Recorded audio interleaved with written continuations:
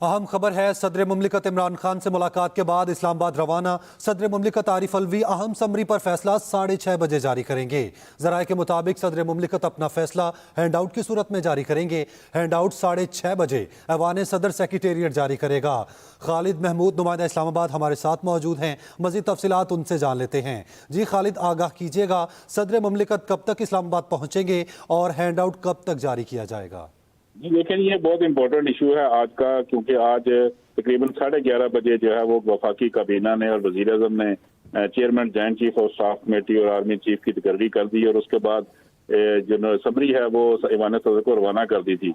और ये तकरीबन 11:30 बजे का टाइम था।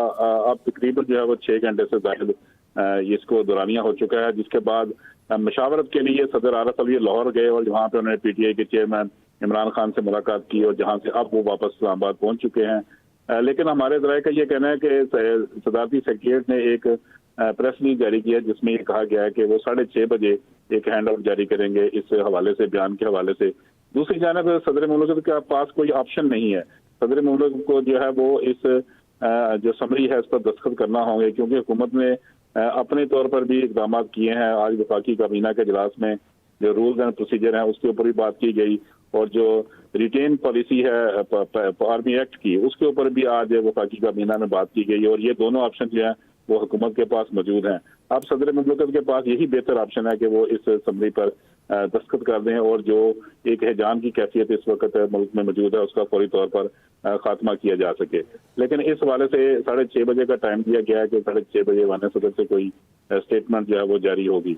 तो हम ऑप्शन के अगर देखा जाए तो ऑप्शन जो है वो सदर मुल्क के पास अब नहीं है, क्योंकि 15 दिन का उन्होंने कहा था कि 15 दिन के लिए आइन उनको इजाजत देता है कि वो असम्बली अपने पास रोक सकते हैं।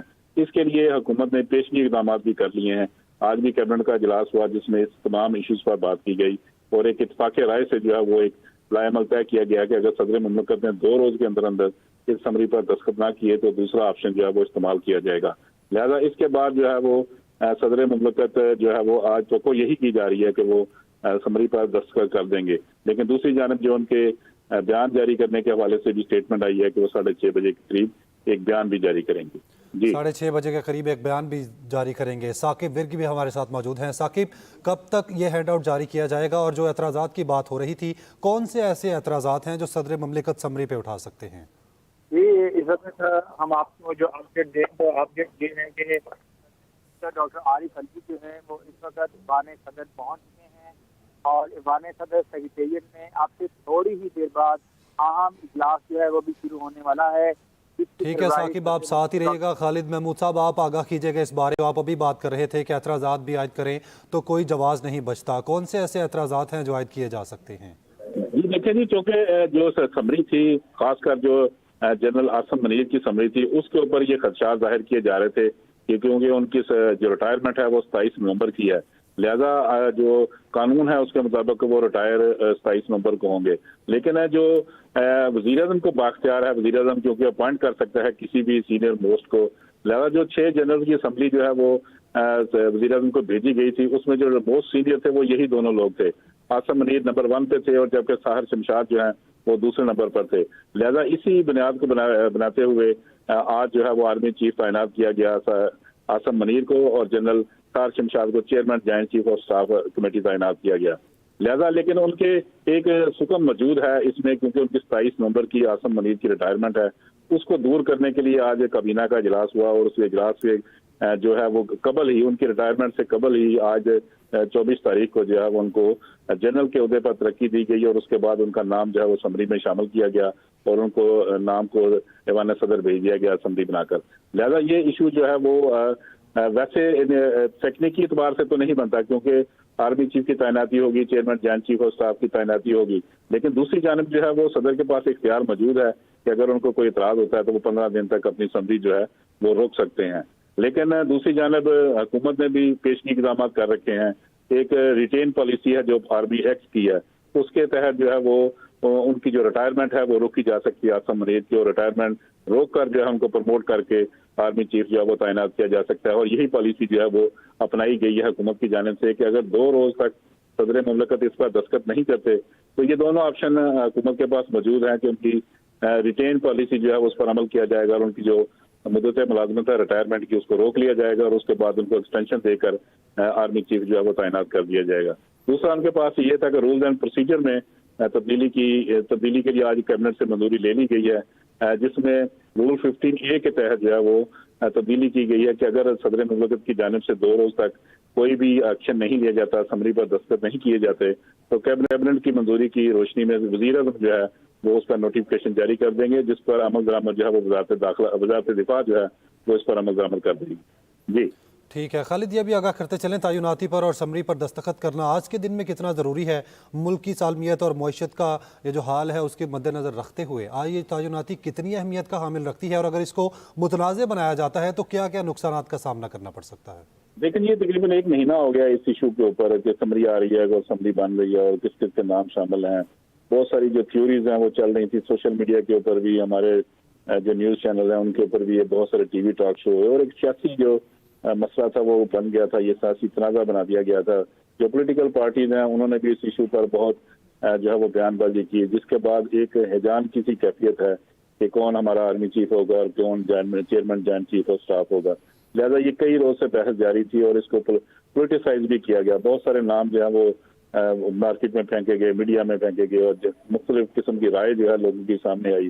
सोशल मीडिया ने भी जो अदारे के खिलाफ जो है वो हरदा सराई की और इसके अलावा जो दीगर शोबे हैं जिसमें जो सोशल मीडिया उसने भी इस हवाले से बड़ी जो है हरदा सराई की अदारों के बारे में और इन शख्सियात के बारे में बार बार जो है मुख्तलिफ किस्म की राय जो है वो सामने आई। लेकिन अब जो सूरत सामने आई है वो ये है कि 6 जनरल से जो सीनियर तरीन मोस्ट जनरल थे, लेफ्टिनेंट जनरल थे, उनकी समरी जो है 3 रोज कबल जो है वो GHQ से आई और फिर उसके बाद वजारत दिफा में रही और उसके बाद वज़ीर आज़म हाउस में वो समरी पहुंची, जहाँ पे 2 रोज की मशावरत के बाद, यानी कल रात भी तमाम जो इत्तेहादी जमातें हैं खासकर PDM के जो सरबराहान हैं वो वज़ीर आज़म हाउस में मौजूद रहे और रात 10-11 बजे तक जो है वो इस पर डिस्कशन करते रहे और उसके बाद फैसला किया गया कि वज़ीर आज़म बाख्तियार हैं और वज़ीर आज़म को इख्तियार हासिल है कि वो किसी को भी आर्मी चीफ बना दें और किसी को भी chairman joint chief of staff बना दें। लिहाजा उसी इख्तियार को इस्तेमाल करते हुए वज़ीर आज़म ने अपना आज इख्तियार इस्तेमाल किया। लेकिन जो कानूनी और पेचीदगी थी इसमें आईनी लिहाज से इम्प्लीमेंट के हिसाब से अगर कोई रिटायरमेंट होती है 27 नवंबर की तो उस पेचीदगी को दूर करने के लिए भी आज वफाकी काबीना का इजलास हुआ। लेकिन उसके बावजूद काबीना ने और वज़ीर आज़म ने मुतफ़िका तौर पर आज इन नामों की मंजूरी दी, जिसके बाद समरी जो है वो ऐवान सदर भेजी गई।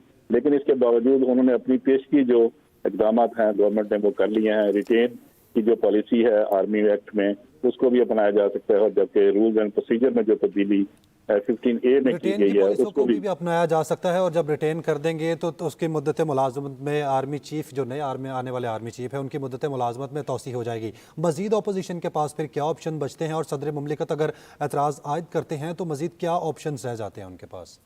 जी देखिए, हुकूमत ने तो फैसला कर लिया कि क्योंकि हुकूमत ने तमाम इत्तेफाक राय के बाद ये नाम दिए हैं, चेयरमैन की तैनाती की है और आर्मी चीफ की तैनाती की है। अपोजिशन जो है वो तहरीक इंसाफ ही है। अपोजिशन तहरीक इंसाफ उसने बार बार यही कहा कि जो पॉलिसी जो है वो इमरान खान बनाएंगे वही सदर मुमलिकत जो है उस पर अमल करने के पाबंद होंगे और सदर मुमलिकत उस पर अमल करेंगे। और वही हुआ कि आज जैसी समरी ऐवान सदर मसूल हुई तो सदर मुमलिकत जो है वो लाहौर रवाना हो गए इमरान खान से मिलने के लिए, जिसके बाद उनकी मुलाकात हुई और वहाँ भी ये तय पाया कि जो भी आइन और कानून के मुताबिक है वो तय किया जाएगा। लिहाजा कानून और आइन के मुताबिक तो सदर मुमलिकत के पास इख्तियार है कि वो 15 दिन तक अपनी असम्बली रोक सकते हैं। लेकिन दूसरी जानब जो हुकूमत है उसने भी अपने इक़दाम कर लिए हैं। हुकूमत ने कहा है कि वज़ीर आज़म बाख्तियार है और वज़ीर आज़म ने जो फैसला किया है इस पर अमल दरामद किया जाएगा। वज़ीर आज़म ने जो फैसला किया है उस पर अमल दरामद किया जाएगा। खालिद महमूद, बहुत शुक्रिया आपका तमाम तर सूरत हाल पर रोशनी डालने के लिए। परेड ग्राउंड में इमरान खान के हेलीकॉप्टर लैंडिंग पर GHQ का जवाब